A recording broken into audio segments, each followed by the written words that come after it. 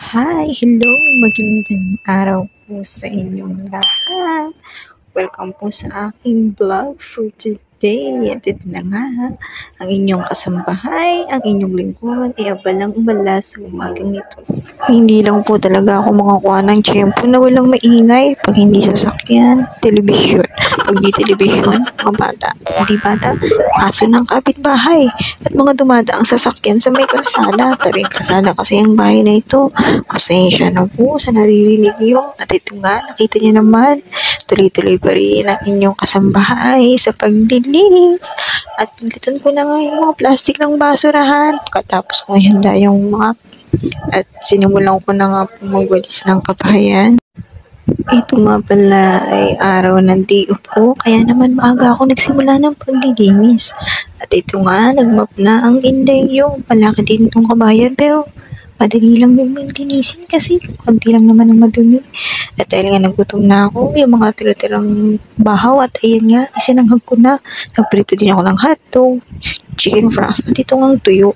Kumuha din nga pala ako ng omelette, kinuha ko sa freezer yung sibuyas na mura at ito nga, nagkisa ako ng sibuyas na puti pa at kamatis para dito sa omelette. Ngayong araw, niluto nga palang pork at adobo.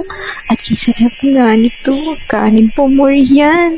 Pagka-uwi ko nga at ako'y dumaan dun sa print shop, pinalaminate ko nga pala itong picture ng anniversary ng Pirates ko. Umabot nga pala ng 60 pesos ang ganitong size. At ayan na nga, nakabalik na ako sa bahay. Diretso nga pala ako sa kwarto ko at eto nga, first time ko magkaroon ng bed at papag na yan, installment sa last pay later. At ito nga yung sulyap sa aking silid. Dumating na rin nga pala itong portable toilet at ito na nga, in-unbox ko na siya. Medyo malaki nga siya at ang ganda, ang convenient umupo. Ang sarap umihi pag ganyan. Wala kasi kaming banyo sa taas sa kwarto. Kaya naman napakuha ako nito. Talaga nga namang budol is life at nagpabudol na naman ang lola nyo. Dito nga, i-unbox ko na rin itong cliff fan na nakuha ko.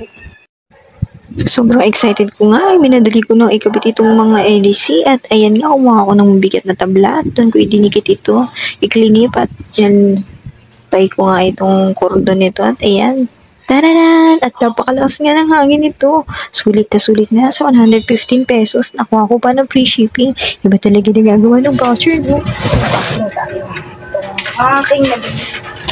Actually, Shopee later dito. Ang ganda na pagkakabalot mo. Bakit nyo? Ano ba kung ano to? Portable urinal. Ito ala. Ano ba yun? Ang daming sakit-sakit.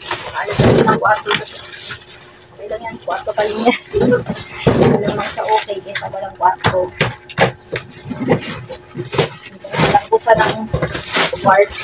Mas excited ako bakain. Diba? Yan.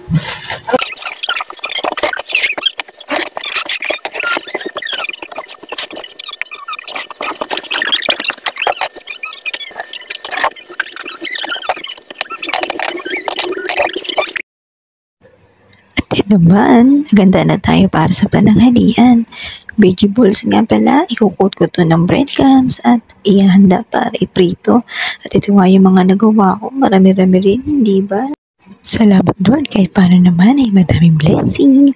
At tara, samahan niyo ako mapunta sa likod bahay kung saan kami nagluluto.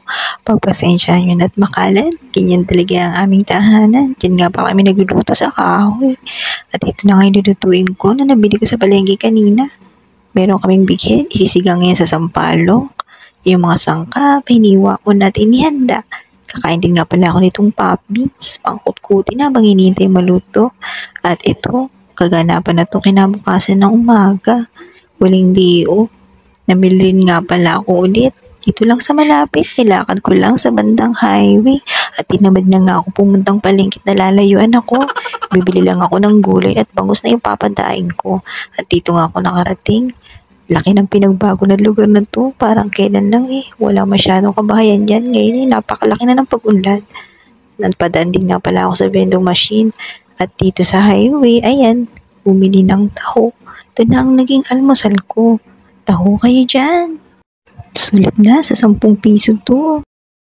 Iba talaga yung pakiramdam. Nasa sariling bahay kahit makalat.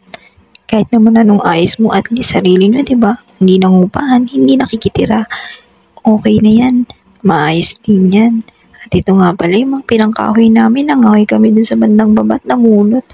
At eto na ang ending ng aking day off.